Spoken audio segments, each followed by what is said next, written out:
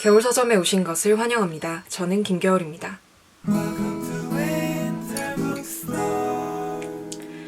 혹시 지난달 말에 제가 커뮤니티 탭에 올린 글 보셨나요? 요런 글이었는데 제가 3월에 읽은 책 중에 5권을 골라서 각 책의 별점과 한 줄 평을 쓴 그런 게시물이었습니다. 이번 달에는 영상으로 한번 찍어보면 어떨까 해서 4월에 읽은 책 중에 3권을 골라서 여러분께 소개를 해드리고 간단한 별점과 한 줄 평을 말씀드리려고 합니다. 채널에서 이런저런 시도를 해보고 있는 건데요. 이번에 해보고 괜찮으면 원리의 행사로 계속 해보면 좋지 않을까 싶어서 한번 영상으로도 해보기로 했습니다. 그러면 지금부터 제가 4월에 읽은 책 3권 한번 이야기를 해보도록 하죠.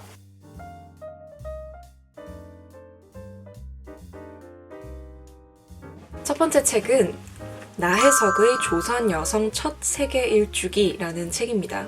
꽤 인기를 많이 끈 책으로 저도 알고 있는데요. 나혜석은 우리나라 최초의 여성 동경 유학생이자 서양 화가입니다. 거의 최초의 여류 소설가이기도 하죠. 물론 여류라는 말은 쓰지 않는 것이 좋습니다만 나혜석을 소개하기 위해서 지금 붙인 거고요. 생각해보면 이 시기는 참 다른 시기가 그러했듯이 여러모로 여성에게 참 가혹한 시기가 아니었나 생각을 하는데요.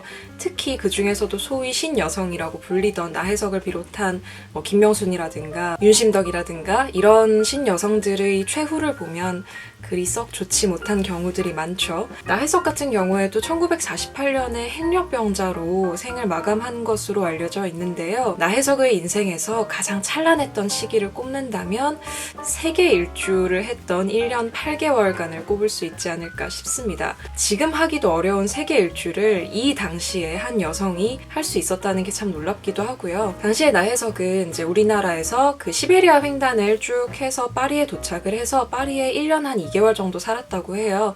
그래서 이제 친절한 그 하숙집에 들어가서 거기서 1년 2개월 정도를 지내고 그 1년 2개월 동안 근처의 다른 국가들, 영국이라든가 독일, 이탈리아, 스위스 등등의 근처 유럽 국가들을 여행을 했다고 하고요. 파리에서의 생활을 정리하면서는 미국으로 또 배를 타고 넘어가서 미국의 시카고, 로스앤젤레스, 뉴욕 같은 여러 도시를 또 탐방을 하고 태평양을 건너서 우리나라로 돌아오게 됩니다. 그 여정이 총 1년 8개월간의 여정이고요. 이 책 같은 경우에는 나혜석이 책을 쓰려고 막 글을 엮었던 건 아니고요. 나혜석이 여기저기 썼던 글들을 잘 모아서 순서에 맞게 정리를 해서 말하자면 하나의 여행기, 일대기를 완성한 그런 책이라고 말할 수 있겠습니다. 그래서 이 책은 크게 2가지의 내용을 포함을 하고 있는데요. 첫 번째는 나혜석이 화가였잖아요. 그래서 미술에 대한 이야기가 굉장히 많이 나와요. 어디를 여행을 하더라도 미술관을 꼭 들른다든지 하는 식으로 어떤 미술 작품이나 미술 사조에 대한 이야기가 많이 나오거든요. 고야부터 시작해서 피카소, 세잔, 마네, 모네, 르누아르, 고흐, 고갱 같은 유명한 예술가들의 작품을 보고서 느낀 감상 같은 것들이 들어있고요. 다른 하나는 당연히 어떤 여행기로서의 감상, 도시의 모습이 어땠고 사람들의 모습이 어땠고 분위기가 어땠고 음식은 어떤 걸 먹었고 또 동양인을 만났는데 얼마나 반가웠고 그런 이야기, 우리가 생각하는 여행기, 이렇게 2가지 내용이 적절하게 섞여 있는 그런 책이라고 보시면 되겠습니다. 제가 이 책을 읽으면서 가장 흥미로웠던 지점이 뭐냐면 이 책이 한국 사람이 쓴, 한국어로 쓴 그런 세계 여행기잖아요. 그런데 이게 현대 한국어가 아니란 말이죠. 옛날 한국어잖아요. 거기서 오는 약간 그 낯선 한국어의 말맛 같은 게 있거든요. 저는 그 말맛 자체가 되게 재미있고 흥미롭게 느껴졌어요. 이 시대의 이런 한국어를 책으로 읽을 수 있다는 게 참 행복한 일이다라는 생각이 들기도 했거든요. 아무래도 화자가 여성이다 보니까 더 그랬던 면이 있는데요. 2번째로 제가 또 좋았던 점은 이 나혜석이라는 인물이 본인이 여성이라는 것에 대한 분명한 자의식을 가지고 있었다는 점이에요. 그래서 좀 특별한 만남을 가지기도 하는데 그 나혜석의 영어 선생님이 영국 참정권 운동 있죠. 그 서프러제트 운동을 이끄는 사람 중에 한 명이었다고 합니다. 굉장히 놀라운 인연이죠. 그래서 좀 가슴 뭉클한 찡한 부분도 있기도 했고요. 이야기가 있는 걸 좋아하시는 분들이 계시잖아요. 소설 같은 것들, 서사가 중심에 오는 것들을 좋아하시는 분들은 조금 지루하게 느끼실 수도 있어요. 근데 이제 서사나 묘사 이런 거 가리지 않고 즐겁게 읽으시는 분들은 재미있게 읽으실 수 있을 거란 생각이 들고요. 제가 아까 말씀드린 말씀드린 그런 현대 한국어와 조금 다른 특징을 띠는 그런 한국어가 모든 물정이 여성의 지배하에 있는 것을 보았고 알았다. 그리하여 나는 큰 것이 존귀한 동시에 작은 것이 값 있는 것으로 보고 싶고 나뿐 아니라 이것을 모든 조선 사람이 알았으면 싶다. 뭐 이런 식의 표현이라든가 우리가 지금 쓰지 않는 그런 옛날 한국어의 말들 같은 것이 참 읽기 좋았어요. 조선 최후반기부터 일제강점기에 살았던 한 여성의 목소리를 지금 들을 수 있다는 것이 얼마나 귀중한 일인가라는 생각을 읽으면서 했습니다.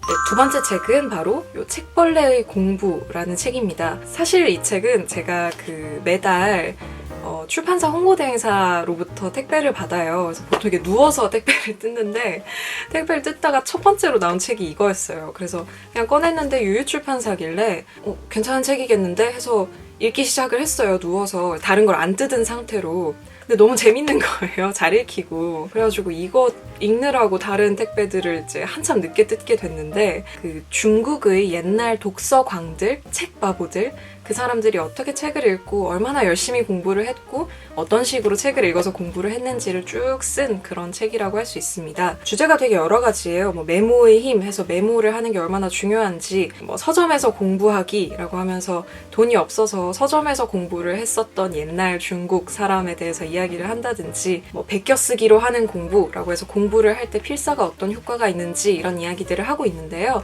사실 이 책은 우리가 보통 읽는 이런 취미로 읽는 독서 이야기라기보다는 말 그대로 중국 고전들, 왜 옛날 사람들, 우리나라 사람들도 그렇지만 논어, 사기 이런 거 되게 열심히 읽었잖아요. 사서삼경을 다 알고 외우고 있어야 어떤 공부의 기초를 했다라고 말을 할 정도로 말하자면 교과서 같은 것들을 달달달달 외우고 그걸 또 생각하고 그걸로 글도 쓰고 그게 사실 보편화된 독서이자 공부 방식이었기 때문에 이 책의 내용 자체는 그런 식의 정전을 공부하는 법에 조금 더 가깝습니다. 일반적인 독서법 책이라고 하기에는 조금 무리가 있을 것 같고요. 그래서 사실 이 책에 나오는 내용으로부터 어떤 실용적인 방법을 얻으실 만한 분들은 제가 봤을 때는 되게 어려운 텍스트로 공부를 하는 대학원생이라든가 본인이 뜻이 있어서 공부를 하고자 하는 분들, 그런 분들이 여기서 많이 유용한 지식을 얻어갈 수 있을 것 같아요. 저 같은 경우도 여기 있는 걸 다 실천할 생각은 없지만 제가 철학책을 달달달 100번 읽어서 외우고 그러진 않을 거 아니에요. 근데 여기에 나오는 어떤 내용들은 앞으로 제가 철학 공부를 하는 데 있어서 도움이 되겠다 싶은 것들이 있었어요. 공부에 뜻이 없는 분들 같은 경우에는 읽으시면 아마 그냥 약간 구경하는 느낌? 그래, 니네가 참 공부를 열심히 했구나 이런 느낌이 드는 그런 책이라고 할 수 있겠습니다. 이 저자분도 되게 인정을 하시는 바지만 잔소리가 많아요. 약간 그런 식으로 해서 공부가 되겠는가, 옛날 사람에게 보고 배울 일이다 이런 식의 근데 본인도 이게 요새 이런 말을 하면 꼰대 소리를 듣겠지만 이런 식으로 이제 본인의 말이 잔소리처럼 들리는 거 알고 계시는데요. 공부를 하는 데에 있어서는 본받을 만한 그런 굉장히 열심히 공부를 하셨던 분들의 사례들이 많이 수록이 되어 있는 그런 책이었습니다. 되게 쉽게 잘 읽혀서 금방 읽은 그런 책입니다.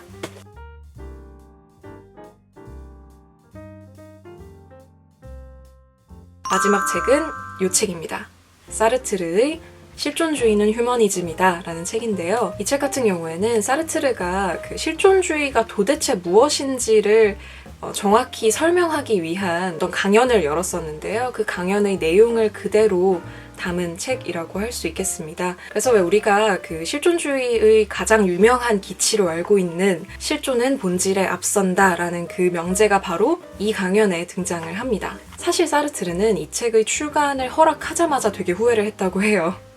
왜냐하면 이 책만 읽어서는 실존주의에 대한 어떤 오해를 가질 수도 있기 때문에 좀 후회를 많이 했다고 하는데요. 그럼에도 불구하고 실존주의가 도대체 뭐냐라는 어떤 물음을 접했을 때 접근할 계기가 될 만한 책인 것만은 분명합니다. 일단 얇기도 하고요. 실존주의라는 것이 도대체 무엇인지 궁금하신 분들은 한번 읽어볼 만한 책이라고 생각을 하고요. 실존주의 같은 경우는 사르트르로 대표되는 철학의 사조인데요. 이름을 자주 들어서 알고 계실 알베르 까뮈 같은 소설가도 자신을 실존주의자라고 이야기를 하기도 했죠. 특징 중에 하나가 이런 식으로 보이시죠? 이야기하고 있는 내용의 주제를 이렇게 옆쪽에 써줘요. 이렇게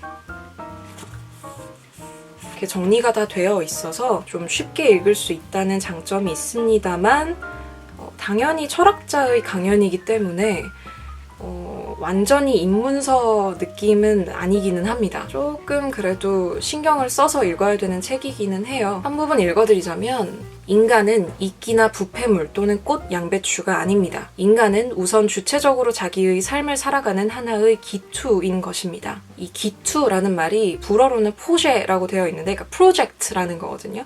프로가 앞으로고 젝트가 던지다예요. 앞으로 던지다여서 기투라고 번역이 이제 되어 있고요. 이 기투 이전에는 아무것도 없습니다. 인간이 이해할 수 있다고 하는 하늘에도 또한 아무것도 없습니다. 그리고 인간은 무엇보다도 먼저 인간 자신이 그렇게 되기 위하여 기투하게 될 무엇이지 결코 그가 되기를 원할 미리 존재하는 무엇이 아닙니다. 이런 식으로 실존주의에 대한 어떤 오해를 풀고 자신이 생각하는 실존주의의 정의를 이야기하는 그런 강연 내용을 엮은 책이라고 할 수 있겠습니다. 네, 그래서 4월에 읽은 책 중에 이렇게 3권을 골라서 소개를 드렸고요. 제가 별점과 한 줄평을 직접 입으로 하지 않은 건 조금 민망해서 제가 이걸 입으로 한다고 생각해보세요. 이 책에는 별점 몇, 한 줄평은 뭐입니다. 이렇게 말하기엔 조금 창피해서 아래 자막으로만 깔았고요. 앞으로도 제가 그 달에 읽은 책 중에 몇 권을 골라서 이런 식의 별점과 한 줄평을 해보면 재밌지 않을까 싶습니다. 정시간이 없으면 지난달처럼 커뮤니티 탭에라도 올리도록 하겠습니다. 그럼 오늘 영상은 여기까지 하도록 하고요. 다음 영상에서 뵙도록 하겠습니다. 구독, 좋아요 부탁드리고요. 오늘도 와주셔서 감사합니다. 또 오세요.